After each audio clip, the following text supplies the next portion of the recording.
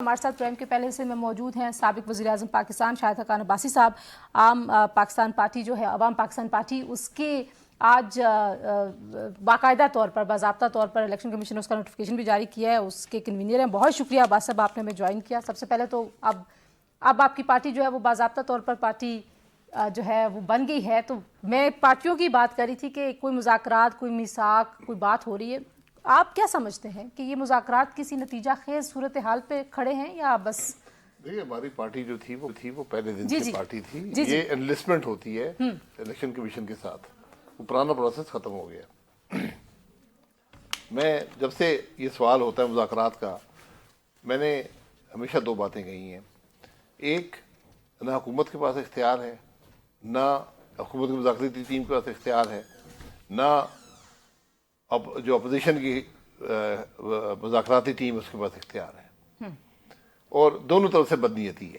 یہ سیاست کھیلنا چاہتے ہیں. حکومت یہ کہنا چاہتی ہے کہ ہم نے مذاکرات کی پیشکش کی ہے ہم مذاکرات کر رہے ہیں. اپوزیشن بھی یہی بات کہنا چاہتی ہے کہ دیکھیں ہم تو کوئی ضد میں نہیں ہیں ہم تو مذاکرات کر رہے ہیں. مذاکرات جب بھی ہوتے ہیں اس کا کوئی مقصد ہوتا ہے کوئی ایجنڈا ہوتا ہے کہ ان باتوں پر مذاکرات ہونے ہیں. اس میں کوئی کلیئرٹی نہیں ہے. کوئی آج یہ بات نہیں ہے کہ کیا ایجنڈا ہے کس پر بات ہو رہی ہے کیا بات ہو رہی ہے. دو پوائنٹ ایجنڈا ہے ان کا. وہ تو پی ٹی آئی کے اپنے وہ کہتے ہیں ہمارے لوگوں کو رہا کریں اور جوڈیشل کمیشن بنا دیں. تو حکومت تو کہتی ہے ہم ماننے کو تیار ہی نہیں ہے تو پھر کیا مذاکرات کر رہے ہیں. اچھا رانا صاحب نے کہا کیونکہ آپ ظاہر وزیر اعظم رہے ہیں خود اور وزیر بھی رہے ہیں اور نظام کو جانتے ہیں اچھے سے. رانا صاحب نے کہا کہ خالد صاحب یہ کیسی باتیں کرتے ہیں. ان کو پتہ ہے کہ کتنا اختیار ہوتا ہے کتنا اختیار نہیں ہوتا. وہ خود بھی حکومت میں رہے ہیں. تو وہ بات جو پہلے دن سے ہو رہی ہے کہ حکومت کے پاس شاید اختیار نہیں ہے تو یہ بے اختیاری کا اعتراف کیا انہوں نے. میں تو یہی سمجھتا ہوں. میں یہی کہہ رہا ہوں کہ اختیار نہیں ہے تو آپ مذاکرات میں بیٹھے کیوں ہیں. آپ کو جب مذاکرات میں بیٹھتے ہیں اور یہ مذاکرات یا کس بات کے مذاکرات ہو رہے ہیں. کیا پاکستان کی بات ہو رہی ہے پاکستان کی مشکلات کی بات ہو رہی ہے لوگوں کی تکلیف کی بات ہو رہی ہے ان مذاکرات میں. میں سننا چاہتا ہوں کہ یہ بیٹھے ہیں یہ حکومت اور یہ اپوزیشن ہے. ان کے بیٹھنے کی جگہ پارلیمان ہے. وہاں تو بیٹھتے نہیں ہیں وہاں تو گالی گلوچ ہے. اب کمرے میں جا کر بیٹھے ہیں اور حکومت کہتی ہے آپ ایجنڈا دیں وہ کہتی ہے آپ ایجنڈا دیں. یہ بات چل رہی ہے. تو انہوں نے دو نکات رکھے ہیں عمران خان صاحب کو چھوڑ دیں اور کمیشن بنا دیں. کیا چھوڑ تو سکتی ہے اگر حکومت؟ ملک کے یہی مسائل ہیں آج تو پھر بیٹھ کے فیصلہ کر لیں اس بات پر ہی.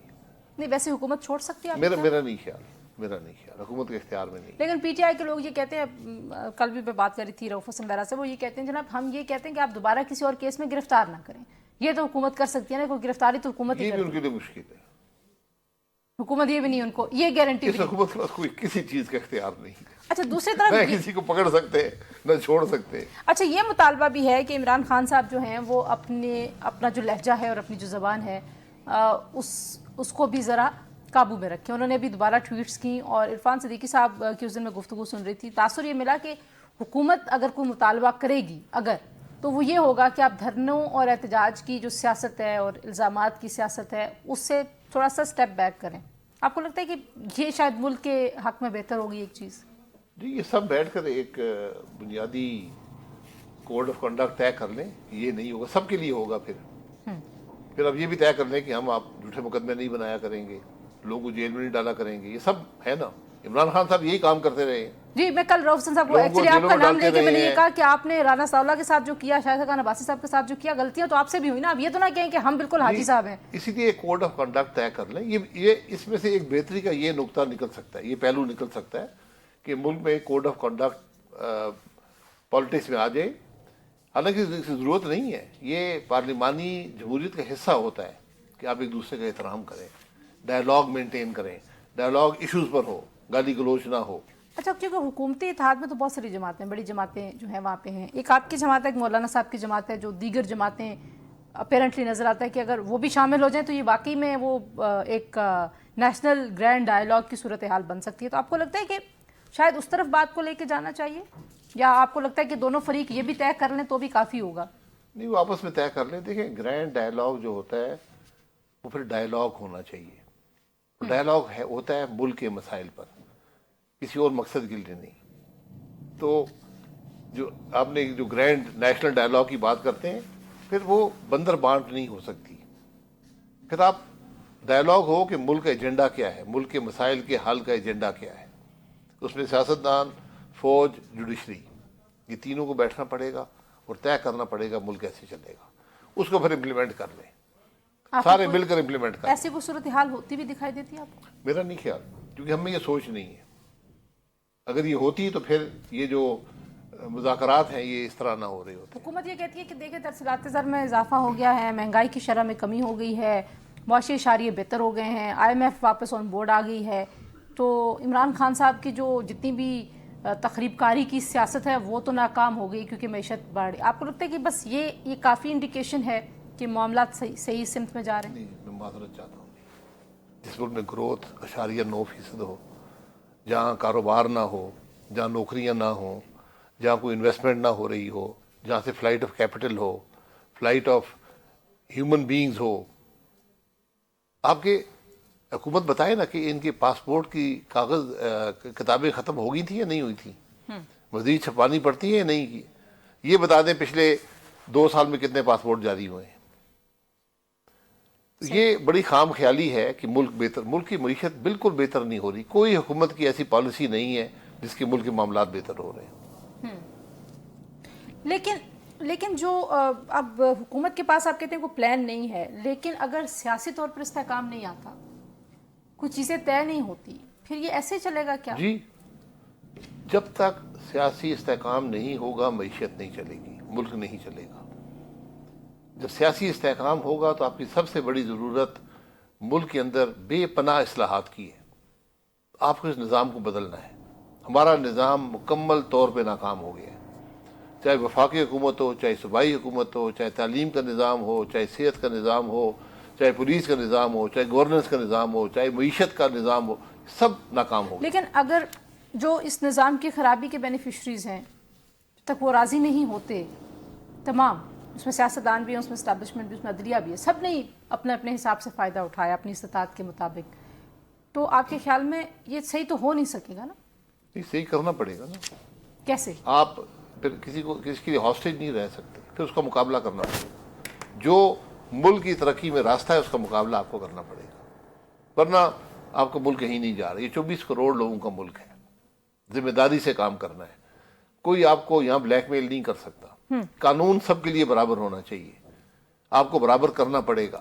جب تک رول آف لا نہیں ہوگا, جب کانسٹیٹیوشن کی کو ہم ایک کتاب کا ٹکڑا سمجھیں گے تو پھر ملک نہیں چلے گا.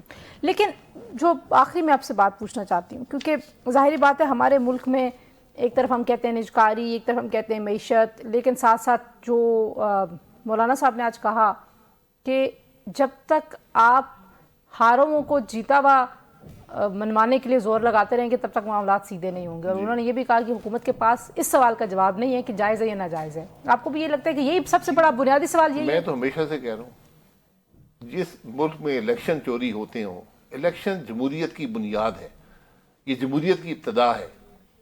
الیکشن چوری ہوتے ہوں تو ملک کیسے آگے چلے گا, مجھے یہ سمجھا دیں ذرا. میں حقیقت سے کہتا ہوں اگر آپ کو نظام پسند نہیں ہے اس کو بدل لیں. اگر ہم یہ سمجھتے ہیں کہ پاکستان کی عوام جمہوریت کے قابل نہیں ہے, یہ جمہوریت سمجھتے نہیں ہیں, تو پھر نظام بدل لیں, اور نظام لے آئیں جو پاکستان کے عوام کی مانگوں کا ترجمان ہو. مجھے تو کوئی نظام نظر نہیں آتا. جمہوریت کی اس لیول کی کوئی عوامی تحریک بھی دیکھیں نا, ہمارے یہاں بہت سارے مثال ہے. ابھی ہم نے کوریا میں دیکھیں کیا ہوا ہے, بنگلہ دیش میں ہم نے دیکھا. ہمارے وہ عوامی اس طرح کی خواہش بھی, شاید میں غلط ہوں گی, میں بھی مجھے لگتا ہے کہ وہ نہیں ہے شاید اتنی. دیکھیں اس نہج پہ پہنچنے سے پہلے معاملات کو درست کر لیں. ہماری تحریک کوریا جیسی نہیں ہوگی, ہماری تحریک سڑک پہ ہوگی. پاکستان کے اندر بہت سے عوامل ایسے ہیں جو دوسرے ممالک میں نہیں ہیں. ہمارے سیاستدان اتنے زور آور نہیں ہو سکتے. نہیں, ہمارے سیاستدانوں آج سیاست جو ہے وہ صوبوں تک محدود ہے. ملکی سیاسی جماعت نہ ہونے کے برابر. 4-5 سیاسی جماعتیں خود حساب لگا لیں, ملکی سیاسی پلیٹ فارم کس کے پاس ہے. ہم الیکشن جب چوری کرتے ہیں پھر یہ معاملات نہیں چلتے. آپ کہہ رہے ہیں دونوں طرف سے سیاست ہو رہی ہے. میں لاسٹ کامنٹ آپ سے, اگر یہ مذاکرات کسی نتیجے پہ نہیں جاتے, وہ نتیجہ جو پی ٹی آئی چاہتی ہے, وہ نتیجہ جو حکومت چاہتی ہے, عوام کو تو انہوں نے ٹرک کی بتی کے پیچھے لگایا ہوا ہے کہ ہم طے کر رہے ہیں آپس میں معاملات, پھر کیا ہوگا؟